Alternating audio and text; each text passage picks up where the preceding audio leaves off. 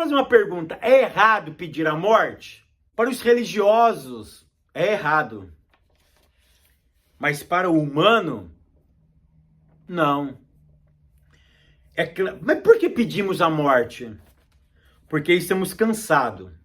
Cansados de sofrer. E quem pede a morte acha que a morte é o remédio para minimizar ou acabar de forma definitiva o seu sofrimento. Eu acho tão interessante que quando Elias pede a morte, tinha temor nele. Porque quem pede a morte ainda tem temor. É diferente daquela pessoa que suicida. Porque a pessoa que suicida, ele entrou num outro estágio, que não compete eu aqui julgá-lo. Longe de mim julgar alguém que se suicida. Eu conheço uma pessoa muito próxima de mim, muito próximo de mim. Muito próximo. Crente, pregador, que viveu o evangelho. E essa pessoa tinha na cabeça que queria morrer com 40 anos de idade. E o desejo que essa pessoa tinha nasceu por algumas desilusões que ele teve, por algumas decepções que ele teve. E ele decidiu que com 40 anos de idade o desejo dele era morrer. Mas eu aprendi uma coisa com essa pessoa e ouvindo uma outra pessoa essa semana, eu aprendi uma coisa, que quando desejamos a morte, ainda resta temor. Porque eu desejo, mas eu não tiro.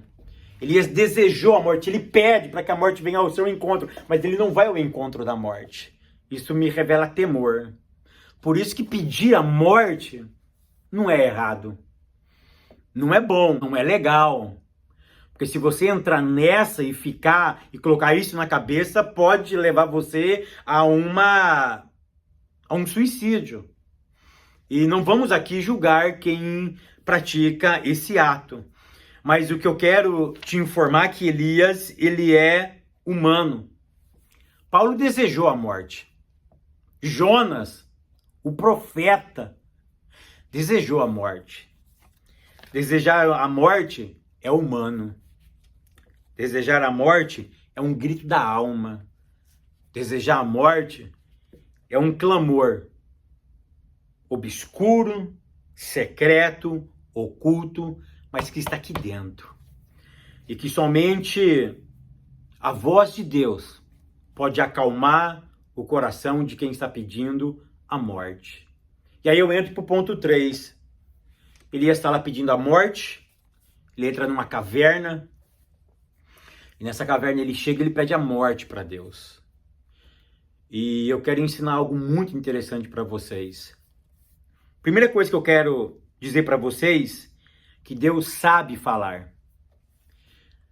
É tão interessante que quando ele vai falar com Elias, lá na caverna, ele não chega gritando: "Ei, Elias, e aí?" Ele não vem com fogo, ele não vem com redemoinho. Ele vem com uma brisa suave. Sabe o que eu aprendo? Eu aprendo que Deus sabe falar. E além de saber falar, ele sabe como falar. E para cada momento da nossa vida, ele tem um jeito de falar. Tem vezes que ele precisa gritar: "Ei, acorda!" Tem vezes que o anjo precisa descer. Tem vezes que o fogo precisa passar. Mas tem vezes que ele precisa abraçar. Tem vezes que ele precisa dizer: "Fábio, eu tô contigo. Fábio, eu ainda estou no controle. Fábio, não desiste. Fábio, eu estou aqui." Sabe uma outra coisa que eu quero que vocês entendam? Leia 1 Reis, capítulo 19, verso 9. No final do texto, Deus faz uma pergunta para Elias. E a pergunta que Deus faz para Elias é: "Elias, o que fazes aqui?" Elias estava fugindo. Elias estava no Carmelo. Ele vai para o Horebe. Elias foge para lá. E quando ele foge para lá, que é o Horebe, ele chega na caverna. E quando ele chega na caverna, ele encontra alguém falando com ele na caverna. E Deus pergunta para ele: Elias, o que fazes aqui? Esse aqui me revela que não tem como eu fugir de Deus. Esse aqui me revela que não tem como eu fugir dali. Porque olha o que eu vou te ensinar. O meu lá, ou o meu ali, é o aqui de Deus. Se eu dizer para mim, eu vou fugir para lá, lá na onde? Eu vou fugir para lá, para a caverna. Eu vou fugir para lá, lá o que é escuridão. Eu vou fugir para lá, lá na onde? O abismo.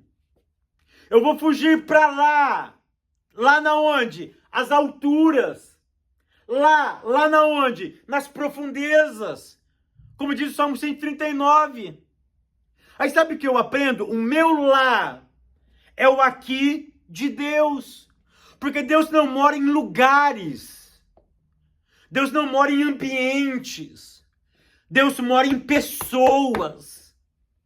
E o que eu preciso aprender é o seguinte, que não importa aonde eu estou, porque o meu lá vai ser o aqui de Deus. E quando Deus fala para Elias, Elias, o que fazes aqui?